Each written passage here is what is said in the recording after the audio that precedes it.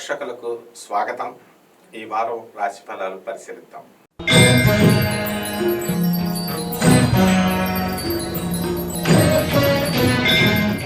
మిథున రాశి. ఈ మిథున రాశి వారికి లాభంలో ఉన్నటువంటి గురు బుధులు యుతి వలన మీకు ప్రమోషన్స్ అనేటటువంటివి రావడం జరుగుతాయి. ఉద్యోగాల్లో చక్కగా మీకు రేణింపు ఉంటుంది. హాస్పిటల్స్ నడుపుతున్నటువంటి వాళ్ళంతా కూడా మరి ఈ అనవసరమైనటువంటి ఖర్చులు పోను మంచి లాభాల్లోకి మీరు వెళ్ళడం జరుగుతుంది.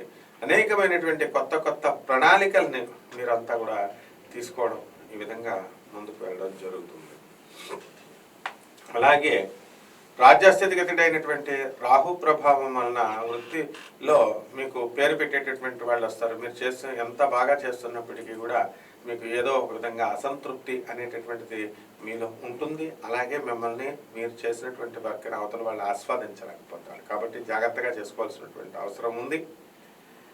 అలాగే ఈ యొక్క మిథున రాశి వారికి భాగ్యములో ఉన్నటువంటి శని, శుక్ర, కుజగ్రహ ప్రభావాల వలన మీకు మీ పేరు మీద ఉన్నటువంటి స్థలాలు అన్నీ కూడా అధికంగా మీకు రేట్లు రావడం జరుగుతుంది. అత్యధికంగా మీరు పరిశ్రమ అనేటటువంటిది పట్టడం ద్వారా రియల్టర్స్ అంతా కూడా ఎంతో సాధిస్తారు. మరి యాక్సిడెంట్లు అవడానికి అవకాశాలు ఉన్నాయి. అయితే ఈ శుక్రగ్రహ ప్రభావం వల్ల మీరు షార్ట్ టైంలో ఎస్కేప్ అవడానికి అవకాశాలు ఉంటాయి. అలాగే ఈ యొక్క మిథున రాశి వాళ్ళు తమ ఆత్మీయులను కోల్పోతారు. మీకు శ్రేయస్సుగా ఉన్నటువంటి వాళ్ళు మీకు ఇచ్చినటువంటి విలువను మీరు నిలబెట్టుకోకపోవడం వల్ల వాళ్ళు దూరంగా జరిగిపోతారు. సోదరుల మధ్య ఈ యొక్క డిస్టెన్స్ అనేటటువంటిది ఇంకా అలాగే కంటిన్యూ అవుతుంది. తల్లిదండ్రులతో మీకు ఈ మనస్పర్ధలు అనేటటువంటివి లోనున్న మీకు బయటకు కనబడకుండా మామూలుగా మీరు ముందుకు వెళ్తారు. ఇక సంతానం లేనటువంటి వాడికి సంతానం కలుగుతారు.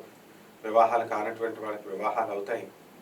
ఈ విధంగా మిథున రాశి వారు వ్యాపారస్తులందరూ కూడా అన్ని రకాల వ్యాపారాలు మీరు కూడా ప్రారంభించవచ్చు.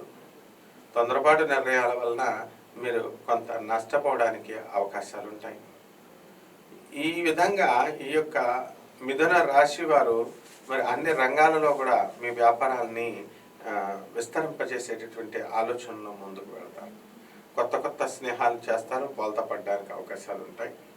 ఈ విధంగా పాత వారిని మీరు వదులుకోవడం ద్వారా అనేకమైనటువంటి నష్టాలు అనవసరంగా మనం వదులుకున్నామనేటటువంటి పశ్చాత్తాపం మీలో కలగడానికి బేజాలు పడతాయి. రెమెడీస్ దగ్గరికి వచ్చేసరికి ఈ బుధుడికి జపం చేయండి, బుధ స్తోత్రాలు చదువుకోండి. బుధుడికి కిలోంపావు పెసల్ని ఆకుపచ్చ రంగు ఉన్నటువంటి వస్త్రాన్ని ఇచ్చి బుధవారం నాడు ఉదయం తెల్లవారుజామున 5 గంటలకి పేద బ్రాహ్మణులకి దానం చేయాలి.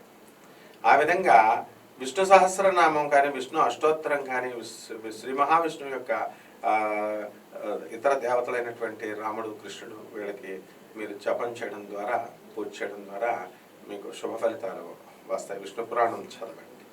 అలాగే తులసి చెట్టుకి నీళ్లు వేసి తులసిదేవి ఆరాధన చేయండి.